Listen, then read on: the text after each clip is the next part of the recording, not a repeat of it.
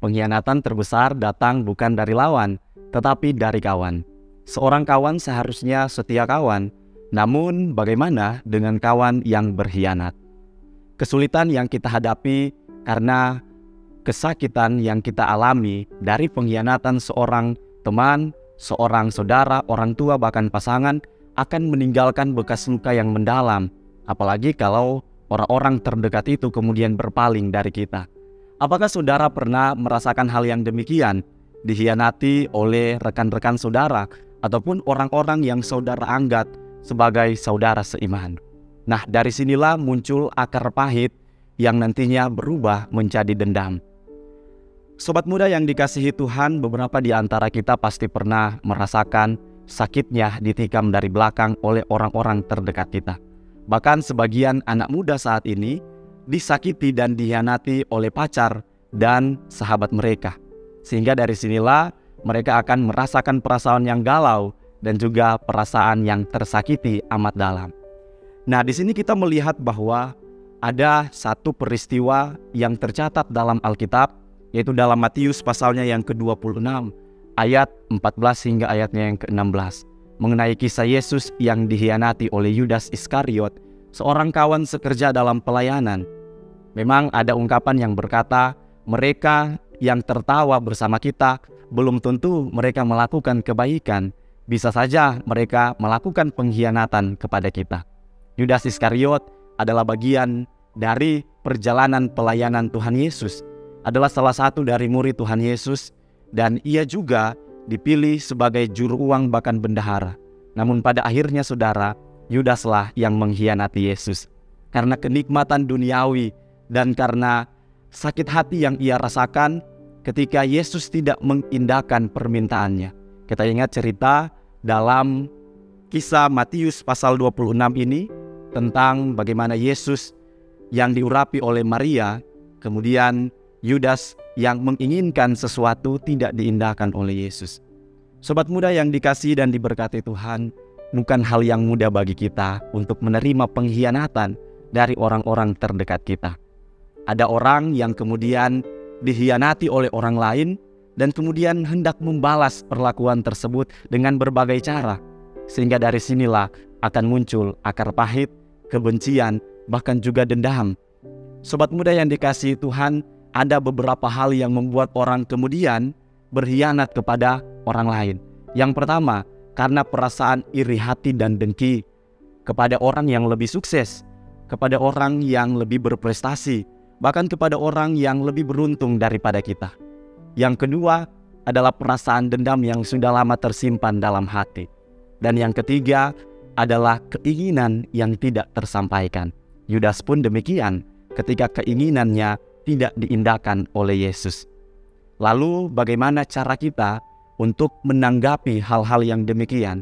Apa respon kita ketika kita menemukan orang-orang yang menyakiti kita, kemudian itu adalah orang-orang terdekat kita?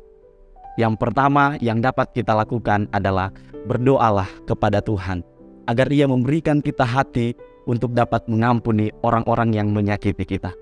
Sulit, pasti sangat sulit, namun itulah yang harus kita lakukan, karena sebagai manusia biasa tidak dapat kita pungkiri orang lain yang dekat dengan kita kemudian berpaling dari kita.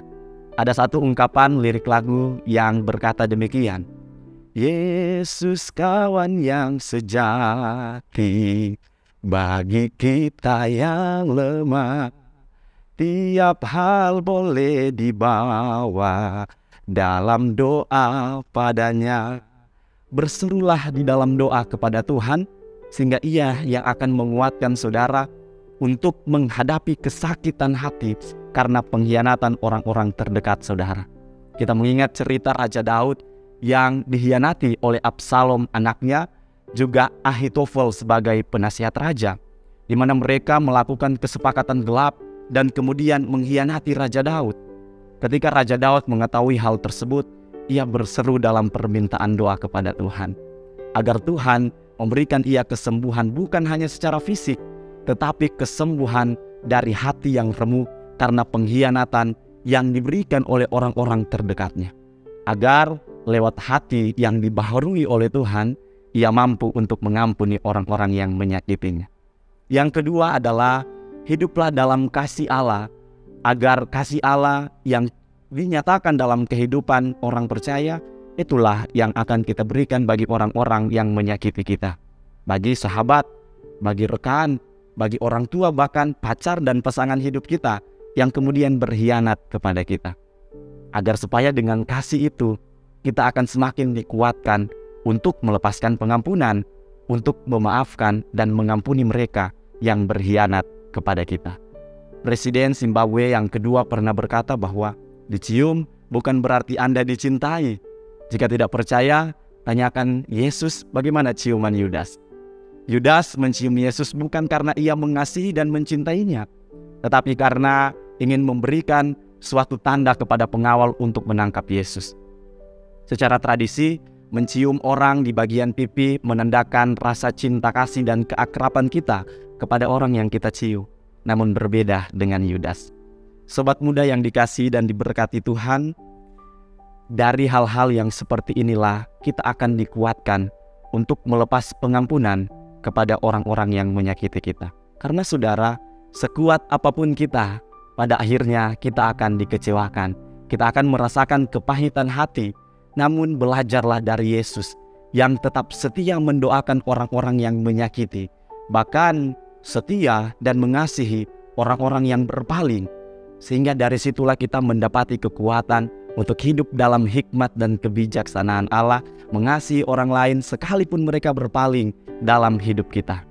Sobat muda yang dikasihi Tuhan, seberat apapun pengkhianatan yang kita terima, bahkan sesakit apapun pengkhianatan yang merundung hati kita, ingatlah bahwa sesakit apapun hati kita karena pengkhianatan dari orang-orang terdekat kita, Ia yang terus ada bersama dengan kita, yang tidak pernah memalingkan wajahnya kepada kita, akan membalut luka-luka dalam hati kita.